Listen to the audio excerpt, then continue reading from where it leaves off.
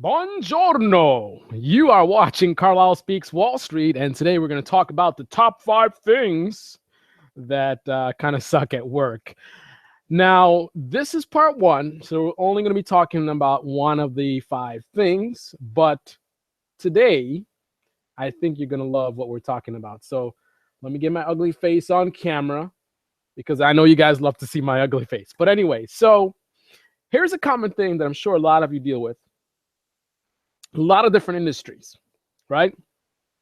So you have someone who comes to you, right? Because you have a lot of times you have a lot of people that are insecure sometimes. And so when people are insecure, they try to do things to make themselves feel more important or like they know something, right? So they're trying to impress. So sometimes what they'll do is they'll do things to kind of sabotage you. And this is one of those things that they'll do. Now, I'm not saying necessarily that that's the only reason why this will occur, but this is definitely one of the reasons why this will occur. So someone is going to give you some kind of instructions on something, and let's enable the super chat. All right, so super chat is enabled for those of you guys that are part of the stream. All right. And 1 second.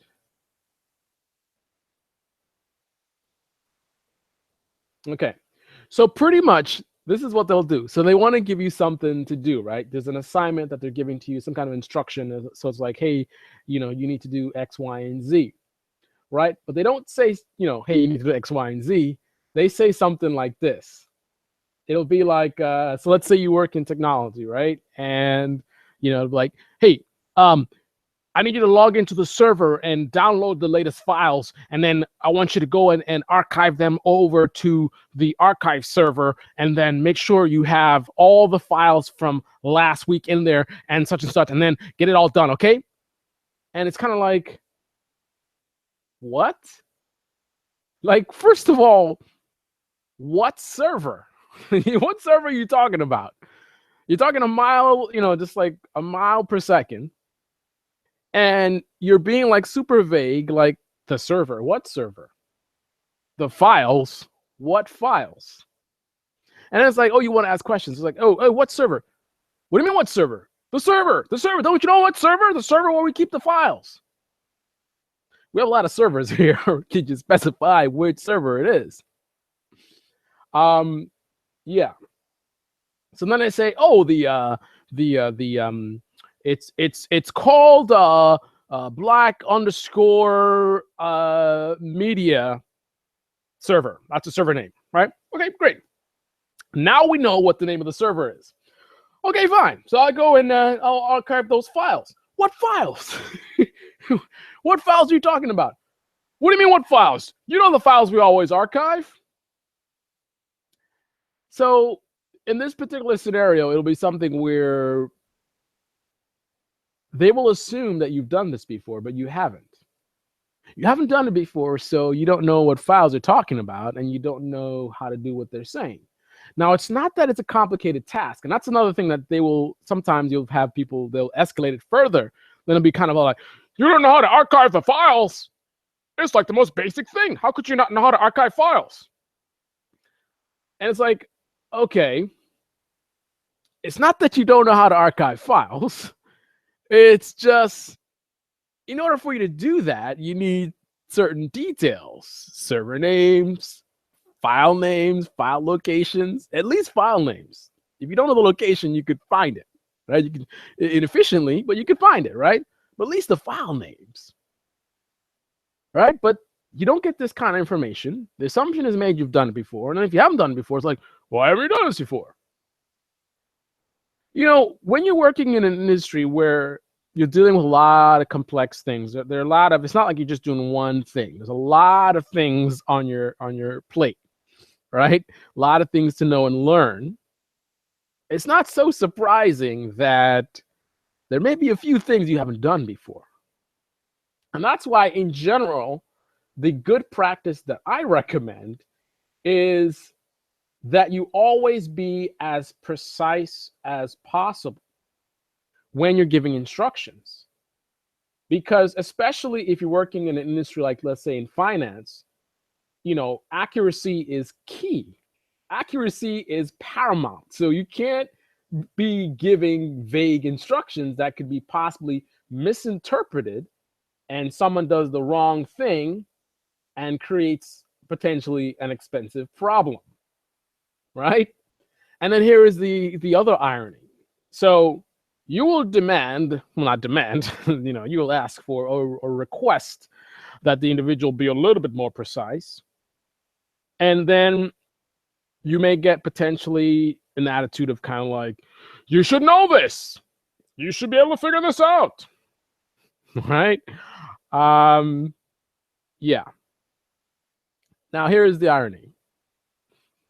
If you were to be equally as vague with the same individual, oh, the response you would get. Oh, you've got to be more precise in what you're saying. When you're giving instructions, you need to be very clear. How am I supposed to know what server? You got to tell me what server. You got to be very precise in what you're saying. Wait a minute. So when you're not precise, it's an issue.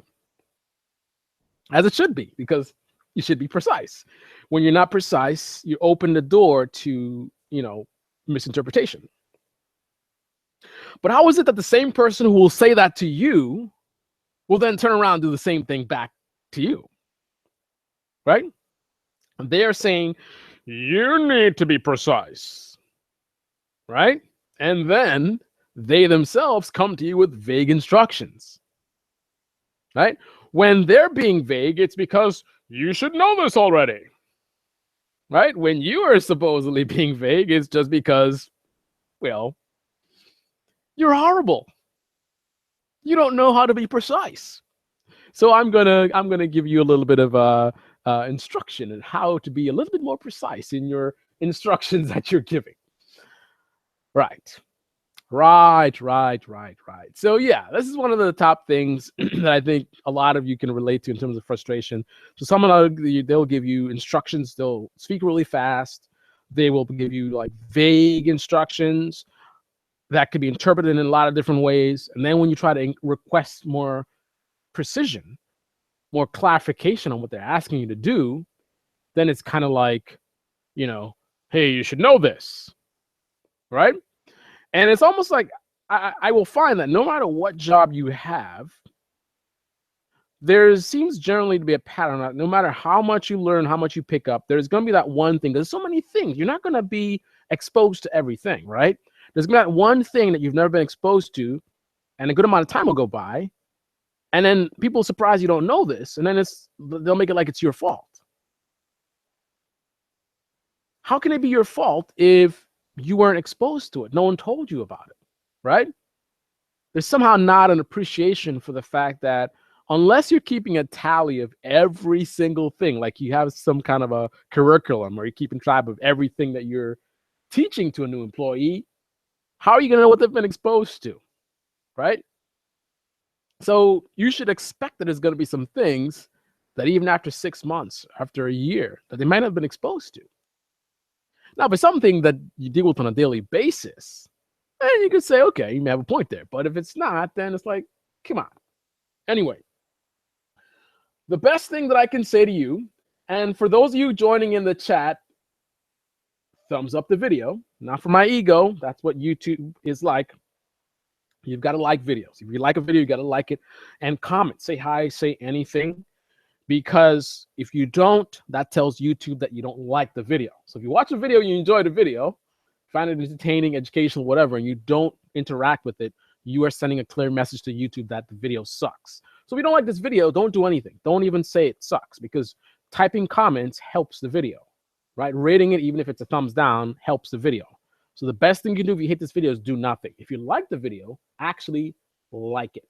And now, one of the best things I can give to you guys, suggestions in terms of how to deal with stuff like this, is you got to have a sense of humor, right? Don't take things personally and try to see the humor in things. For example, here are some things I think are very cool that perhaps you guys might like, which might help you get through the day. We all have those days where things are not as smooth as we would like them to be. And that's why you have things like this. So the link is in the description if you guys want to pick these up. These are really, really cool. I found them on Amazon. So here's one that says, I'm trying to be awesome today, but I'm exhausted from being so freaking awesome yesterday. Oh, yeah. I'm sure bosses everywhere will love to see this cup on your desk. And let's go to the next one. Of course, I talk to myself. Sometimes I need expert advice. I actually like that one. That was pretty funny. Obviously saying that you are an expert. I am an expert. The next one here we have is, I survived another meeting that should have been an email. Oh, yeah. That you did. That you did. And here's another one. Some days, the best thing about my job is that the chair spins. How many of you guys can relate to that one? Once again, everybody, if you like the video, click on like, comment below, say hi, say anything. And the final one here is, this mug is my meeting mug. When the mug is empty, the meeting is over. Classic. Those of you guys that are watching live right now, say what's up, say hello. Let us know where you guys are watching from. I can see you. Go ahead, say hello. And let me know where you guys are watching from. So you're watching Carlisle Speaks Wall Street. I have a programming series that I am going to be aggressively moving forward with on the Computer Programming University. My other channel, I think we're about to cross 3,000 subscribers it is. And here we're about to hit that 10,000 subscribers. All right, so everybody's shy today. It's all good. At least give the video a thumbs up. And on that note, this is Carlisle from Carlisle Speaks Wall Street. And I bid you adieu. What does that mean, bid you adieu? Anyway, ciao.